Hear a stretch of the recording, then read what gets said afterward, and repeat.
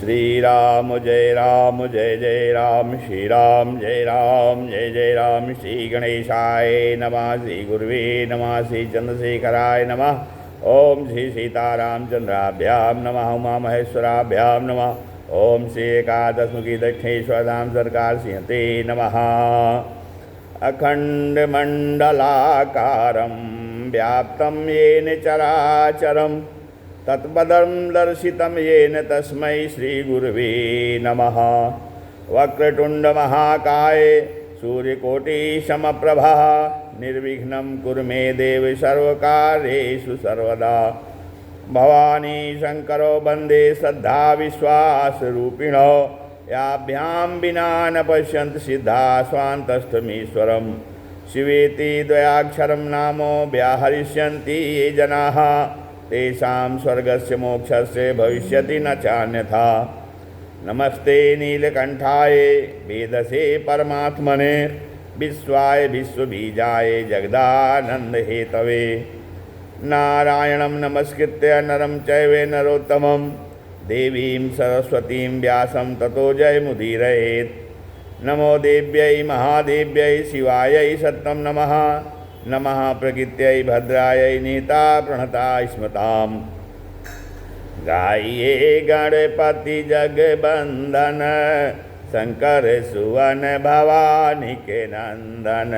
गाइए गणपति जगबंदन शंकर सुवन भवानी के नंदन।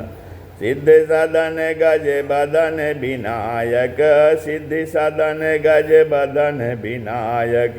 कृपा सिंधु सुंदर सबलायक कृपा सिंधु सुंदर सबलायक। अमोदक प्रिय मुद मंगल दाता मोदक प्रिय मुद मंगल दाता। विद्या वारिधि बुद्धि विधाता विद्या वारिधि बुद्धि विधाता। मोदक प्रिय मुद मंगल दाता विद्या वारिधि बुद्धि विधाता। मांगत तुलसीदास कर जोरे मांगत तुलसीदास कर जोरे। बसहु राम सिया मानस मोरे बसहु राम सिया मानस मोरे। मात पिता गुरु गणपति शारद मात पिता गुरु गणपति शारद। शिवा समेत शंभु मुनि नारद शिवा समेत शंभु मुनि नारद। महावीर बिनवौ हनुमाना महावीर बिनवौ हनुमाना। राम जासु जस आपु बखाना राम जासु जस आपु बखाना। सुख सनकादि भगत मुनि नारद सुख सनकादि भगत मुनि नारद। जे मुनिवर विज्ञान विशारद जे मुनिवर विज्ञान विशारद। प्रणवौ सबहि धरनि धरि सीसा प्रणवौ सबहि धरनि धरि सीसा। करहु कृपा जन जानि मुनीसा करहु कृपा जन जानि मुनीसा। ओम नमः शिवाय हरि ओम नमः शिवाय नमः शिवाय ओम नमः शिवाय। ओम नमः शिवाय हरि ओम नमः शिवाय नमः शिवाय ओम नमः शिवाय। हर हर भोले नमः शिवाय हर हर भोले नमः शिवाय। नमः शिवाय ओम नमः शिवाय नमः शिवाय ओम नमः शिवाय। हर हर भोले नमः शिवाय। ओम नमः शिवाय हरि ओम नमः शिवाय। ओम नमः शिवाय हरि ओम नमः शिवाय। हर हर भोले नमः शिवाय। हर नमः शिवाय ओम नमः शिवाय हर हर भोले नमः शिवाय। ओम नमः शिवाय हरि ओम नमः शिवाय नमः शिवाय ओम नमः शिवाय। हर हर भोले नमः शिवाय नमः शिवाय ओम नमः शिवाय। श्री शंकर भगवान की जय, श्री सीतारामचंद्र भगवान की जय, श्री हनुमान जी महाराज की जय, श्री एकादश मुखी हनुमान जी महाराज की जय, व्यास जी महाराज की जय, श्री शिव महापुराण की जय, सनातन धर्म की जय, इष्ट देवता की जय, स्थान देवता की जय, कुल देवता की जय, नगर देवता की जय, सब संत भक्तन की जय। जय जय भोलेनाथ, हर हर महादेव। जय जय श्री गिरिजारमण, जय जय भूत किशोर, जय जय श्री गिरिजारमण, जय जय भूत किशोर, जय भक्तन सर्वस्व प्रभु, जय गणपति चित चोर, जय भक्तन सर्वस्व प्रभु, जय गणपति चित चोर, जय जय श्री गिरिजारमण, जय जय भूत किशोर, जय भक्तन सर्वस्व प्रभु, जय गणपति चित चोर। श्री राम जय राम, जय जय राम। सत्संग क्रम में शिव महापुराण के में रुद्र संहिता के पार्वती खंड का वर्णन चल रहा है। इसमें आज ब्रह्मा जी द्वारा देवताओं को सांत्वना दिया जा रहा है। तारकासुर असुर के अत्याचार से पीड़ित हैं सब संत मुनि देवता। अब उनको सांत्वना दे रहे हैं ब्रह्मा जी कह रहे हैं कि हे देवताओं, वह मेरे ही वरदान के कारण अजय हुआ है तारकासुर। हे देवताओं, जिसने उसे बढ़ाया है वह तो उसे मारने को उत्सुक नहीं होगा। विष वृक्ष को लगाकर भी उसका छेदन करने पर कष्ट होता है। ब्रह्मा जी कहते हैं ततो नैव बधो योग्यो यतो वृद्धिमुपागतः, विषवृक्षोऽपि संवर्धे स्वयं छेत्तुमसां प्रतम। ब्रह्मा जी बोले, हे देवताओं, इसे इंद्रादि कोई भी देवता मारने में सक्षम नहीं है। इसको तो शिव के वीर से उत्पन्न पुत्र ही मार सकता है। रामचरितमानस में भी ब्रह्मा जी देवताओं से यही कहते हैं, सब सन कहा बुझाई विधि, दनुज निधन तब होय, असंभु शुक्र संभूत सुतो, यही जीतै रन सोई, यही जीतै रन सोई। तो इस तारकासुर को तो शिव जी का पुत्र ही मार सकता है। ब्रह्मा जी कहने लगे, उसके लिए तो तुमको मैं उपाय बतलाता हूँ देवताओं को, कि जो दक्ष के यज्ञ में सती ने शरीर त्याग कर यज्ञ को विध्वंस किया था, वही सती अब हिमालय के यहाँ पार्वती के रूप में उत्पन्न हुई हैं और शिव को प्राप्त करने को तपस्या कर रही हैं। अब आप वही उपाय करिए जिससे शिव जी पार्वती के साथ विवाह कर लें, तभी इसका अंत हो सकता है। और कहते हैं मैं भी तारकासुर को जाकर समझाता हूँ। ब्रह्मा जी ने तारकासुर के पास जाकर कहा, हे तारक, यह स्वर्ग तेजों का सार है। मैंने तुम्हें पृथ्वी का शासन करने का आशीर्वाद दिया था, स्वर्ग का नहीं। ब्रह्मा जी की आज्ञा मानकर तारकासुर स्वर्ग को त्याग कर पृथ्वी पर शोणितपुर में आकर अपना वैभव युक्त राजसुख भोगने लगा। हे नारद, देव हो या दानव, सभी का समय बदलता है। एक दिन कृष्ण को रण छोड़ो नाम पढ़ो, एक दिन कृष्ण को रण छोड़ो नाम पढ़ो, एक दिन कंस को पछाड़ दियो क्षण में, एक दिन कंस को पछाड़ दियो क्षण में, एक दिन रावण ने 10 दिशा जीत लई, एक दिन रावण ने 10 दिशा जीत लई, एक दिन 10 सिर कटे पड़े रण में, एक दिन 10 सिर कटे पड़े रण में, एक दिन अर्जुन ने महाभारत जीत लीनो, एक दिन अर्जुन ने महाभारत जीत लीनो, एक दिन भीलन ने लूट लीनो वन में, एक दिन भीलन ने लूट लीनो वन में। ऐ रे नर ज्ञानी तू काहे पै गुमान करे, है रे नर ज्ञानी तू काहे पै गुमान करे, सूरज की 3 गति होती एक दिन में, सूरज की 3 गति होती एक दिन में। तो अब आगे कामदेव का दान और रज को वरदान की कथा है। तारकासुर के स्वर्ग से चले जाने पर सभी देवता अपने अपने स्थान में चले गए। वहाँ जाकर सभी विचार करने लगे कि यह तारकासुर शिव शुक्र द्वारा होने वाले पुत्र के द्वारा ही मारा जाएगा और शिव जी तपस्या में लीन हैं। अब वही उपाय होना चाहिए जिसके द्वारा शिव की समाधि टूटकर पार्वती में आसक्ति हो जाए। अब देवताओं की कामनाओं के अनुसार इंद्र ने कामदेव को बुलाया और तारकासुर के अत्याचारों का वृत्तांत बताया। इंद्र कहने लगा, हे कामदेव, ब्रह्मा के वरदान के कारण तारकासुर अजय हो गया है। मैंने तुमको इसलिए याद किया कि है कभी कभी किसी भक्त के आगे मेरा वज्र भी कुंठित हो जाता है, लेकिन हे कामदेव, तुम कभी निराश नहीं हुए हो, अतः तुम किसी भी तरह शिव समाधि भंग करो।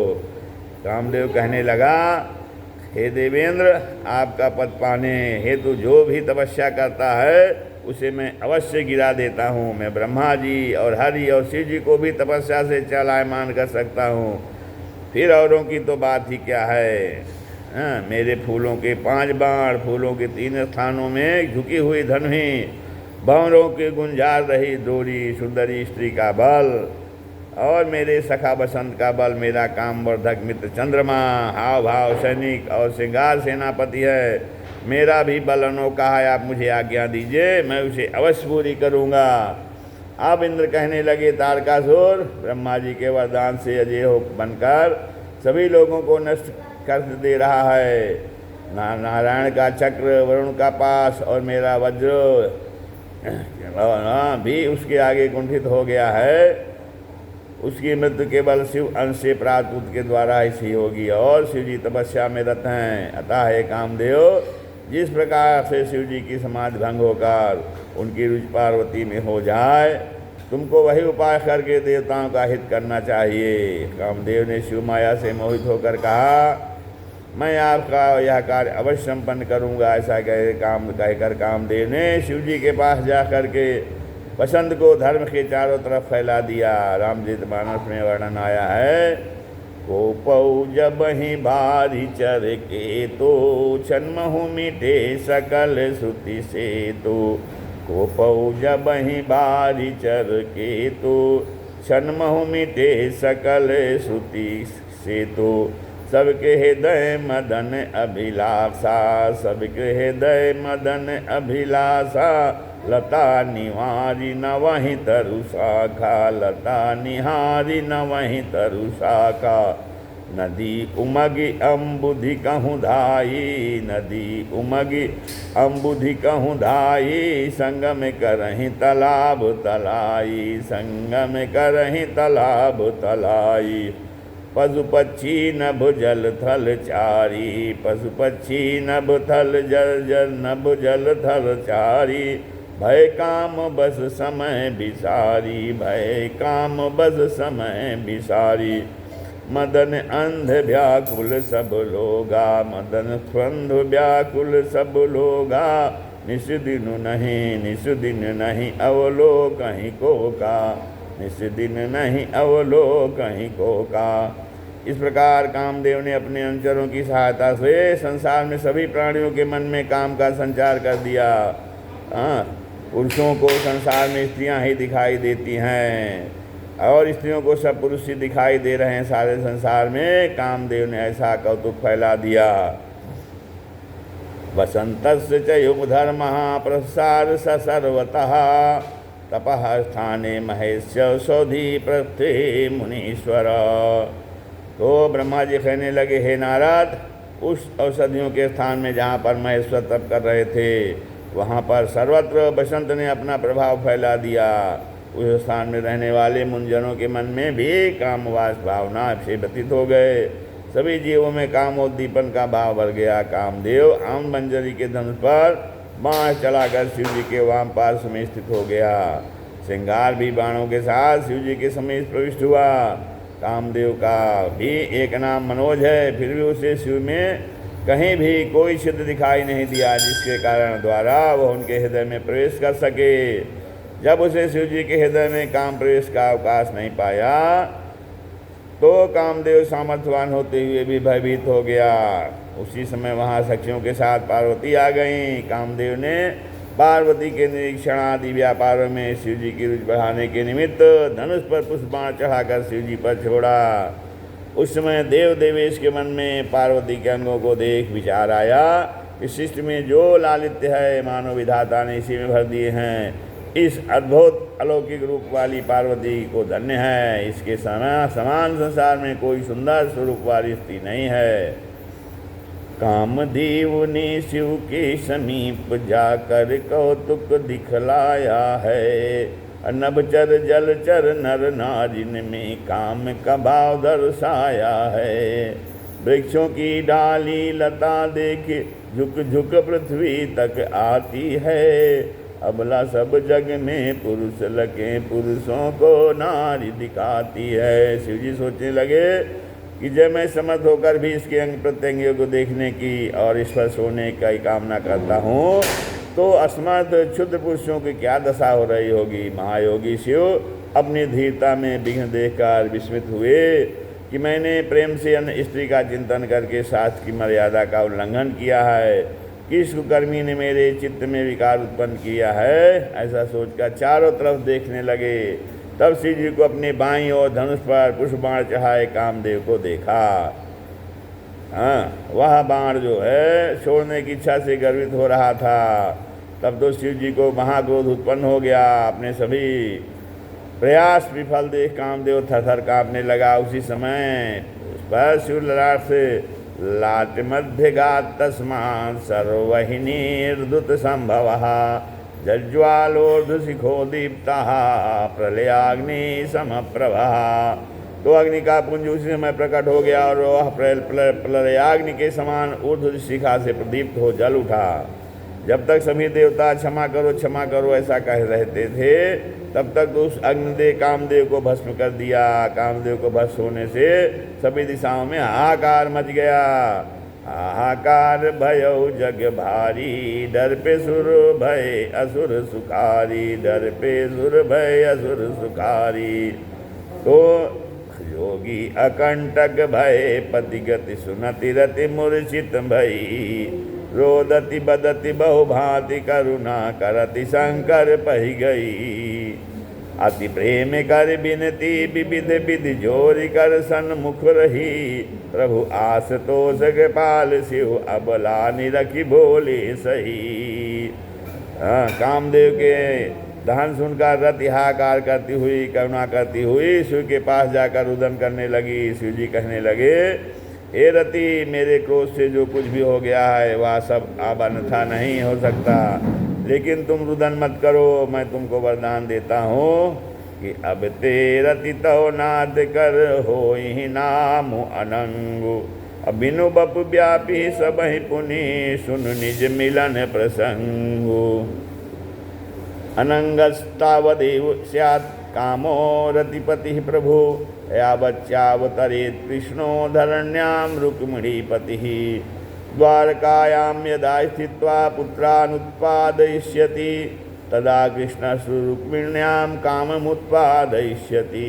शिव जी कहने लगे हे रति अब से तेरा पद बिना शरीर के अनंग रूप से सबको प्रभावित करेगा। अब अपने पद के विषय में यह जान ले कि जब द्वापर में श्री कृष्ण का दुष्टों को विनाश के लिए अवतार होगा उस समय कृष्ण का रुक्मिणी से विवाह होगा। तब रुक्मिणी तेरे पति कामदेव को प्रद्युम्न के नाम से उत्पन्न करेंगी।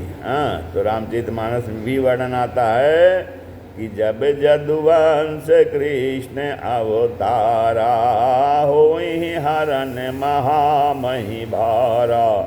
जब जदुवंश कृष्ण अवतारा होई हरन महामही भारा। कृष्ण तनय होई पति तोरा बचनु अन्यता होई न मोरा। कृष्ण तनय होई पति तोरा बचन अन्यता होई न मोरा। तो कहते हैं वह कृष्ण पुत्र प्रद्युम्न नाम का होगा लेकिन उस पुत्र को शूद्रकागृह से ही शंबरासुर नाम का राक्षस उठा कर ले जाएगा और उसे समुद्र में डालकर मृतक समझकर वह असुर निर्भय हो जाएगा। परंतु उस बालक को समुद्र में एक मत्स्य निकल जाएगा। वह मत्स्य शंबरासुर के रसोइयों द्वारा काटा जाएगा। उसी में से प्रद्युम्न निकलेगा। उस बालक कामदेव का तुम ही पालन करोगी। समयांतर में वह प्रद्युम्न शंबरासुर को मारकर उसका सारा द्रव्य लेकर के तुम्हारे साथ द्वारिका जा करके आनंद से रहेगा। भगवान बुद्ध ने सभी देवों और रथ को सांत्वना देकर विदा किया। रति शंकर जी के वचनों को सत्य मानकर संबरासुर के यहाँ हो ही जाकर रहने लगी थी और समय की प्रतीक्षा करने लगी थी। अब शिव नेत्राग्नि बड़वानल को समुद्र को देना। नारद जी पूछने लगे, हे देव, रथ के और काम देवताओं के चले जाने पर आगे कथा बताने कृपा करें। और कामदेव को भस्म करने वाली अग्नि सभी को संताप दे रही थी, तो उसका क्या हुआ? अब ब्रह्मा जी कहने लगे, जब उस अग्नि से देव, दानव और सृष्टि जलने लगी थी, तब देवों की पुकार पर मैंने उस अग्नि को स्तंभित करके समुद्र के पास जाकर उसे समर्पित कर दी और उससे कहा कि हे सागर, इससे तुमको कोई हानि नहीं होगी। तुम इस शिव क्रोध रूपी बड़वानल को प्रलय काल तक धारण करो, यह प्रतिदिन तुम्हारे जल का आहार करता रहेगा। हे नारद, इस तरह उस अग्नि का नाम बड़वानल रखा गया था। रामचरितमानस में लंका कांड में हनुमान जी श्री राम से कह रहे हैं कि हे प्रभु, समुद्र का पानी तो आपके प्रताप रूपी बड़वानल ने पहले ही सुखा दिया था। प्रभु प्रताप बड़वानल भारी, सौख्यो प्रथम पयो निधि बारी। तौरी पुनारी रुदन जल धारा, भरो बहोरी भयो तेहि खारा। अब यह खारा पानी तो आपके दुश्मनों की स्त्रियों के रोने से आंसुओं से भर गया है। आंसू खारे होते हैं। पार्वती का तप तथा सप्तर्षि का संवाद का वर्णन है। अब शिव जी द्वारा काम दहन का समाचार सुनकर पार्वती अत्यंत दुखी हुई। माता पिता और सखियों ने अनेक प्रकार समझाया। एक दिन वहाँ नारद जी आए और पार्वती जी से कहने लगे कि तुमने शिव जी से बातें की थी, परंतु आम से की थी। ये तपस्या करके करती तो यह समय नहीं आता। कामदेव को भस्म करके शिव जी ने तुम्हारा गर्व दूर किया है। अब यदि तुम बहुत काल तक तपस्या करो, शिव आराधना कर, यदि संस्कार को प्राप्त हो जाओगी तो शंकर जी तुमको अवश्य स्वीकार करेंगे। आप सदैव से ही शिवप्रिया हैं और तुम भी शिव को छोड़कर किसी दूसरे का वर्णन नहीं करोगी। अब शिवा जो है, पार्वती कहने लगी, आप जगत का उपकार करने वाले हो, मुझे रुद्र की आराधना करने का मंत्र दीजिए। तो न सिद्ध्यत क्रिया कापि सर्वेषां सद्गुरुं विना, मया सुता पुरा सत्यम सुतरे सा सनातनी। पार्वती जी कहने लगी, हे मुनीश्वर, मैंने श्रुति भगवती के अमूल्य वचन को सुन रखा है कि सद्गुरु के बिना कोई भी क्रिया सफल नहीं होती है। अतः आप आराधना की विधि व उसके मित्र उपासना का मंत्र बताकर मुझ पर कृपा करें, उपकार करें। कबीर गुरु के देश में बस जाने जो कोई, कागाते हंसा बने जाति वरण कुल खोय। कबीर गुरु के देश में बस जाने जो कोई, कागाते हंसा बने जाति वरण कुल खोय। जागर गुरु की भक्ति नहीं, संत नहीं मेहमान। जागर गुरु की भक्ति नहीं, संत नहीं मेहमान। ताघर जम डेरा किया जीवित भय मसान। ताघर जम डेरा किया जीवित भय मसान। गुरु बिन भव निधि तरई न कोई। गुरु बिन भव निधि तरई न कोई।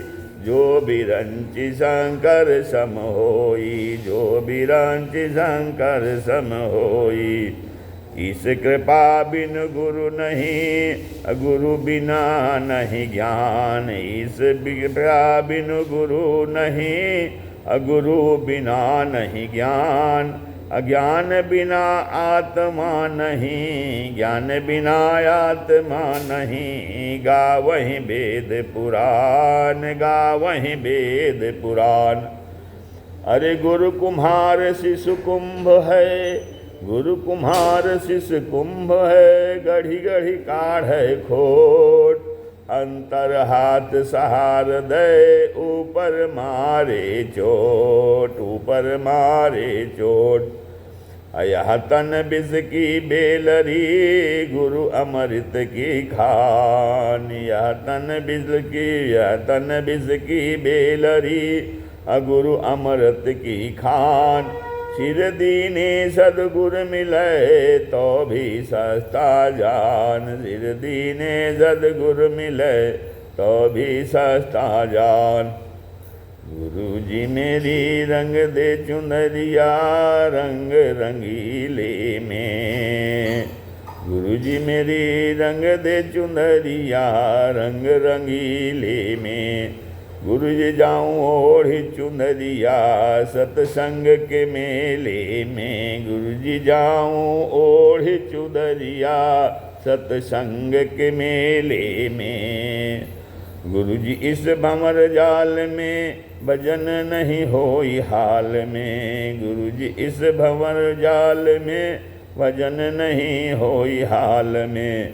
गुरु जी मेरा जी घबरावे जग के झमेले में। गुरु जी मेरा जी घबरावे जग के झमेले में।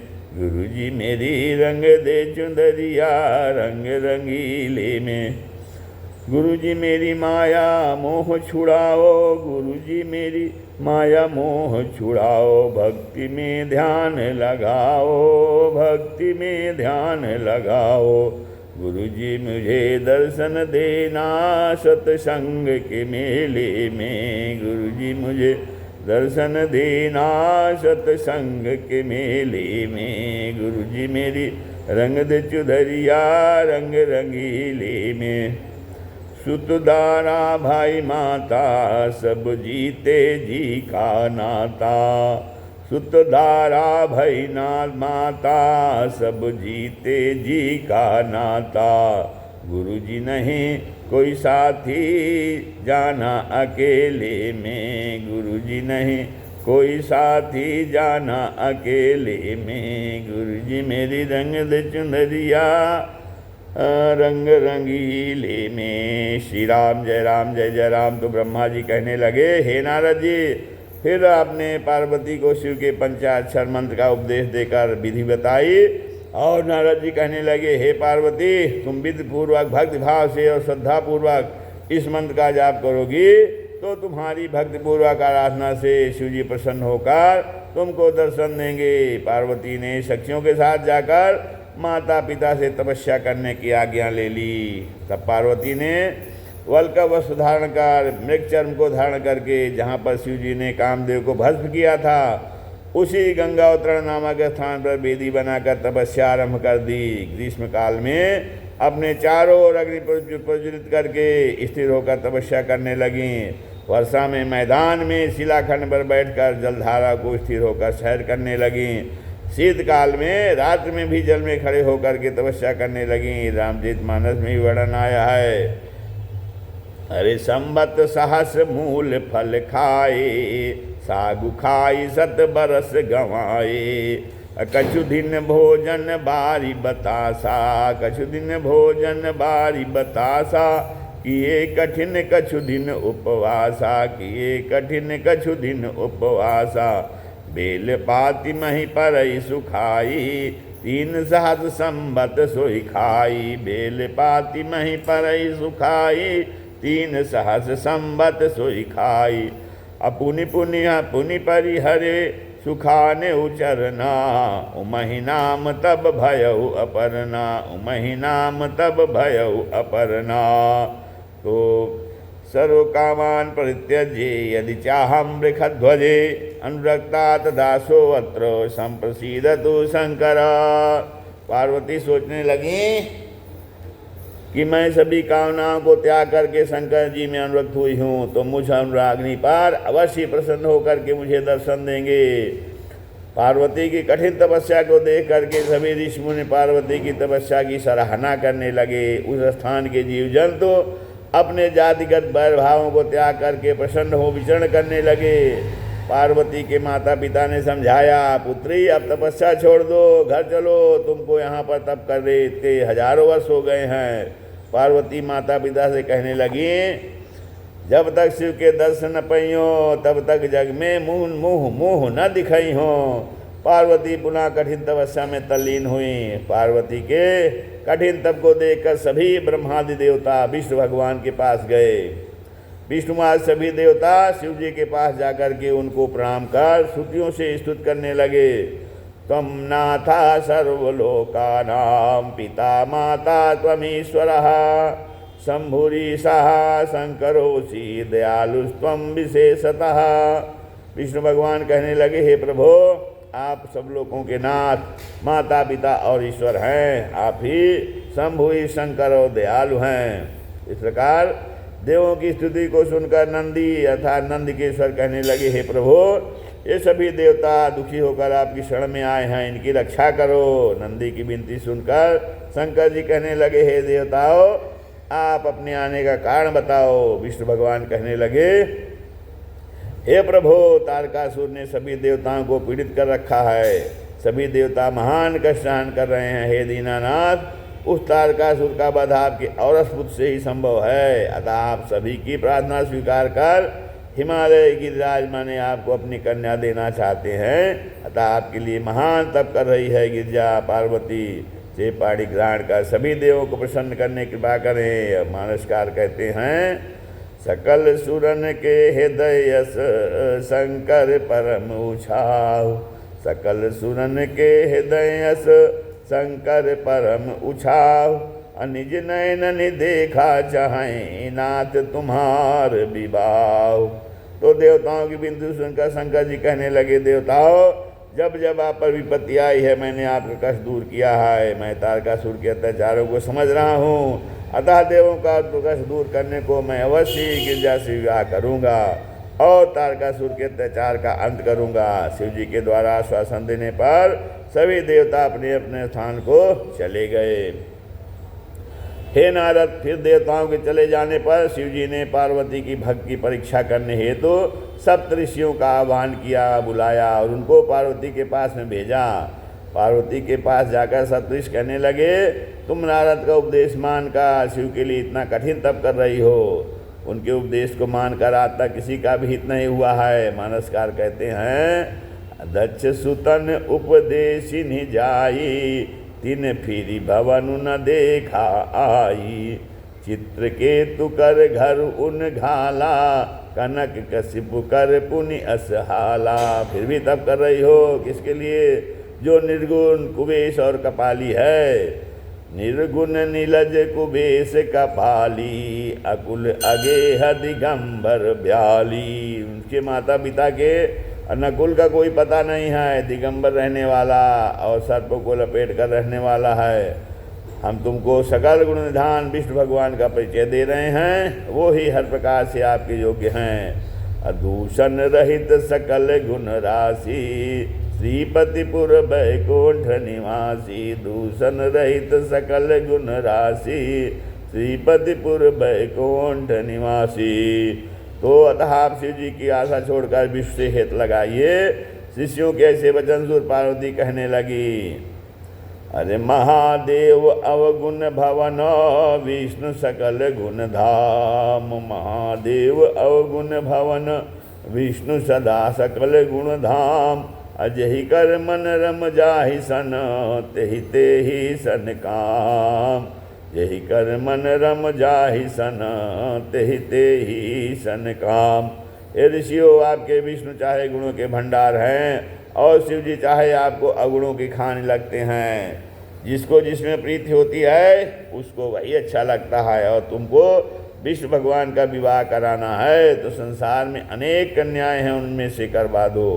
रही बात नारद जी की, सो ऋषियों सुनो, मैं अपने गुरुदेव नारद जी के वचनों पर कभी भी विश्वास नहीं कर सकती हूँ। गुरु के वचन प्रतीति न जेहि। सपने सुगम न सुख सिद्धते ही।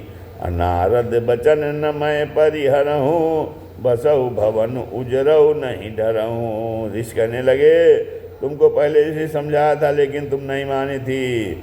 अरे कहा हमार न सुने हो तब नारद के उपदेश।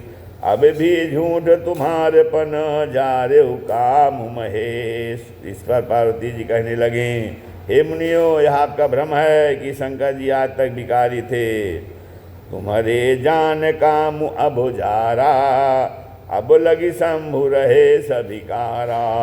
हमारे जान सदा शिव जोगी। अज अनबाध्य अकाम अभोगी। तो मेरे विचार में तो शिव जी हमेशा से योगी और अकाम यानी काम रहित अभोगी और जन्मा रहे हैं।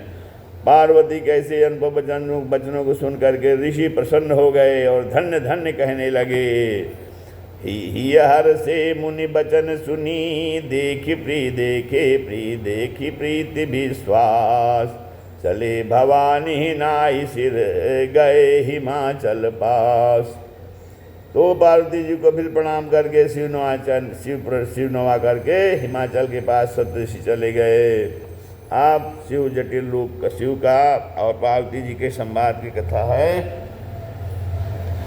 देवाधिदेव शंकर जी ने पार्वती जी की भक्त की परीक्षा है तो एक बूढ़े ब्राह्मण का वेश बना करके उस स्थान पर जहाँ पार्वती पर तपस्या कर रही थी वहाँ दंड और छत्र धारण कर पहुँचे।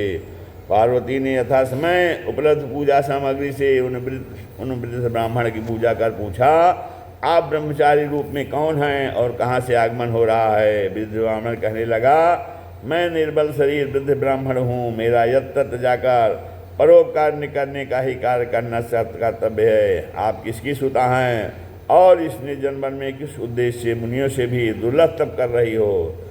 तुम तरणी होकर इस निर्जन में तपस्यारत हो, क्या तुम्हारा पति तुम्हारा पोषण नहीं करता या नत चला गया है। तुम्हारा तथा तुम्हारे पिता का नाम क्या है।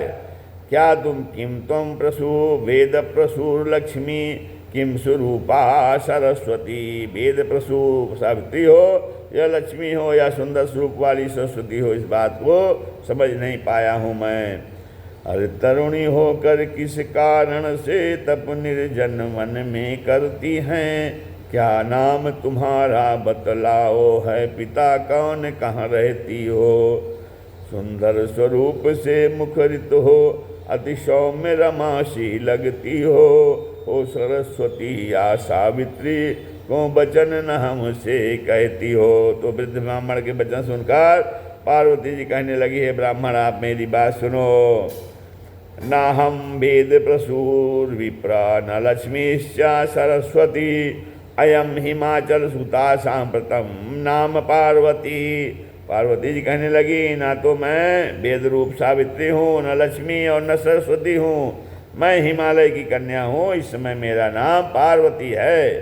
प्रथम जन्म में दशपुत्री सती के नाम से शिव जी की प्रिया थी, परंतु पिता के यज्ञ में अपने पति का अपमान देकर अपना शरीर उसी यज्ञ में त्याग दिया था। उस समय कहती हैं, मैंने मरते समय यह धारणा की थी कि जन्म जन्म शिव पद अनुरागा, जहाँ भी मेरा जन्म हो वहाँ पर शिव शंकर ही मेरे पति हों। हे विप्र, मैं उसी हेतु बहुत समय से तपस्या कर रही हूँ, परंतु अभी तक शिव जी ने मुझे दर्शन नहीं दिए हैं।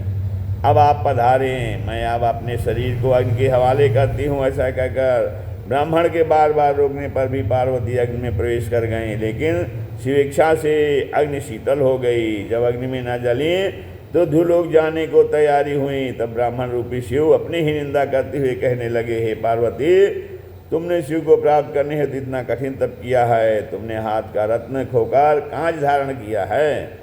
अपनी सुंदरता को व्यस्त करते हुए अनेक प्रकार के वस्त्र त्याग कर मृग चर्म धारण किया। इसी तपस्या का हेतु क्या हो सकता है। आप वृद्ध ब्राह्मण के वचन सुनकर के पार्वती को सखी विजया कहने लगी, हे विप्रो, गिरिराज कुमारी पार्वती मैनावती इनकी माता है। नारद का कथन शिव प्रिया बने, जो सारे जग का ध्याता है। तप में अब तक का समय गया, शिव कृपा नहीं हो पाई है। होकर निराश आग में घुसी, आग भी जला नहीं पाई है। नहीं मन चाहा शिवपति मिला, नहीं शरीर भी तज पाई है। हे विप्र, आप ही बतलाओ ऐसी उलझन क्यों आई है।